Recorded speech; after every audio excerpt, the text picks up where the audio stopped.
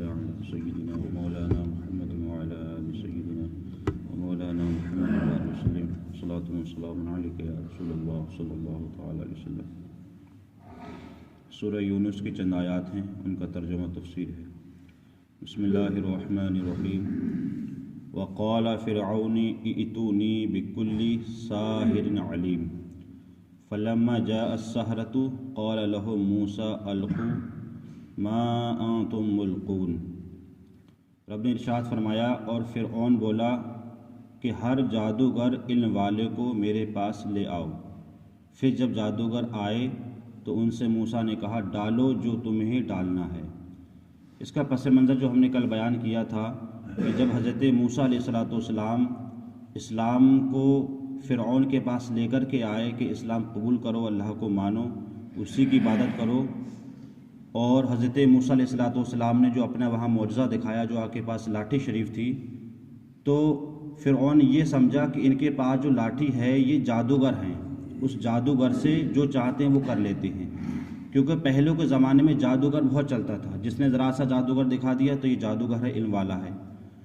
تو جب اس کو سمجھانے کے بعد فرعون نے سوچا کہ جادو کو جادو سے ہی کاٹا جاتا ہے، اب کسی طریقے سے یہ جو کہہ رہے ہیں نا کہ میں اللہ کا نبی ہوں اور اللہ نے مجھے معجزہ دیا ہے، تو اب ہم ان کے جو معجزہ کو ہم جادو سے کاٹیں گے۔ تو اس طریقے سے پھر فرعون نے کیا کہا، جو قرآن نے اعلان فرمایا، اور فرعون بولا کہ ہر جادوگر علم والوں کو میرے پاس لے آؤ۔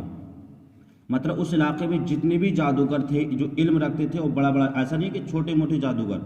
وہ جادوگر جو رسیوں کو سانپ بنا دیا کرتے تھے، جو رسیوں سے دوسری چیزیں بنا دیا کرتے تھے، جو لوگوں کو آسمان میں اڑا دیا کرتے تھے، اتنے بڑے بڑے جادوگر ہوتے تھے اس طریقے سے۔ تو فرعون نے یہ اعلان کرا دیا کہ جتنے بھی جادوگر ہیں علاقے کے اندر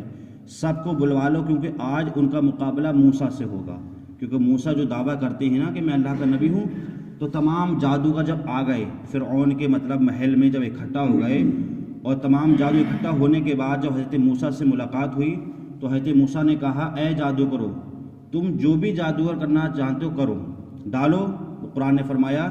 پھر جادوگر آئے اور ان سے موسیٰ نے کہا، حضرت موسیٰ نے کہا، ڈالو جو تمہیں ڈالنا ہے۔ مطلب یہ کہ جو تمہیں جادوگر یہاں دکھانا ہے وہ دکھاؤ۔ تو کتابوں میں آتا ہے کہ تمام جادوگروں نے جو ان کے پاس جو رسیاں تھیں، جب رسیاں ڈالنی تو وہ رسیاں سانپ بن گئیں، اب بے شمار سانپ بنی۔ اب اس کے بعد سانپ بننے کے بعد جب حضرت موسیٰ علیہ السلام کے پاس جو لاٹھی شریف تھی، آپ نے جب اس کو ڈالا تو وہ لاٹھی سانپ بن کر جتنے بھی سانپ تھے سب کو نگل گئی۔ تو جب سب کو نگل گئی، یہ حقیقت ہے کہ کوئی انسان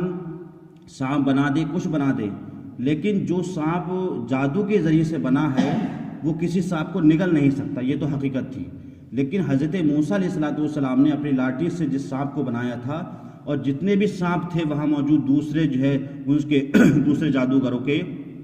تو حضرت موسیٰ کے سانپ نے تمام سانپوں کو نگل لیا۔ جب یہ نگلا تو سب ہکا بکا رہ گیا کہ یہ کیا ہو گیا، ہم تو یہ سمجھتے تھے یہ جادوگر ہے، لیکن یہ جادوگر نہیں ہے۔ اس کے بعد موسیٰ کیا فرماتے ہیں، فَلَمَّا أَلْقَوْا قَالَ مُوسَىٰ مَا أَجِئْتُم بِهِ السِّحْرُ إِنَّ اللَّهَ سَيُبْطِلُهُ إِنَّ اللَّهَ لَا يُصْلِحُ عَمَلَ الْمُفْسِدِينَ۔ پھر جب انہوں نے ڈالا، موسیٰ نے کہا، یہ جو تم لائے ہو یہ جادو ہے،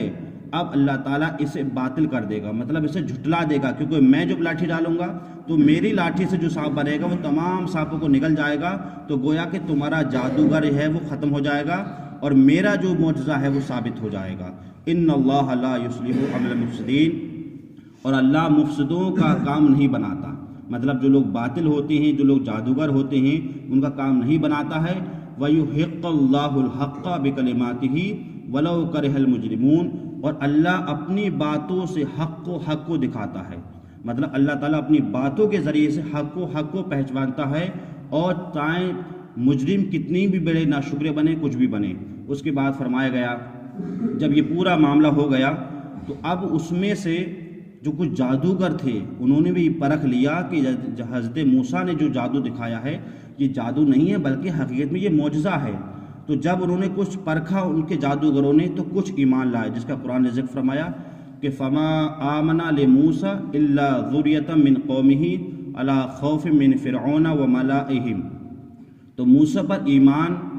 نہ لائے مگر اس کی قوم کی اولاد میں سے کچھ، مطلب جو بنی اسرائیل کی جو قوم تھی ان میں سے کچھ لوگ اس معجزے کو دیکھ کر ایمان لے کر کے آئے، اور اس خوف پر تھے کہیں فرعون اور اس کے جو ہمواری تھے وہ کہیں مجبور ہو کر کے ہمیں نکال نہ دے، کیونکہ اس وقت سے حکومت فرعون کی چل رہی تھی، اور فرعون کی اگر کسی نے ذرا سی نافرمانی کی تو فرعون اس کو فوراً قتل کروا دیا کرتا تھا یا مروا دیا کرتا تھا۔ تو جو لوگ اس وقت ایمان لے کر کے آئے تھے وہ اس ڈر میں تھے کہ ایسا نہ ہو کہ اگر فرعون کو معلوم ہو گیا تو پھر وہ ہمارے ساتھ کیا کرے گا۔ لیکن اس کے بعد کیا ہوا؟ وَإِنَّ فِرْعَوْنَ لَعَالٍ فِي الْأَرْضِ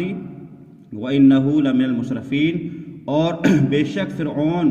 زمین پر سر اٹھانے والا تھا، اور بے شک وہ حد سے گزر گیا۔ حد سے اتنا گزر گیا فرعون کہ فرعون نے ایک موقع پر اپنی خدائی کا دعویٰ کر دیا کہ میں خدا ہوں، مجھے کو عبادت کرو اور میری ہی عبادت کرو۔ اس کے بعد فرعون، اس کے بعد کیا ہوا وہ آگے انشاءاللہ بیان ہوگا۔ اللہ تعالیٰ ہمیں اور آپ کو صحیح طریقے سے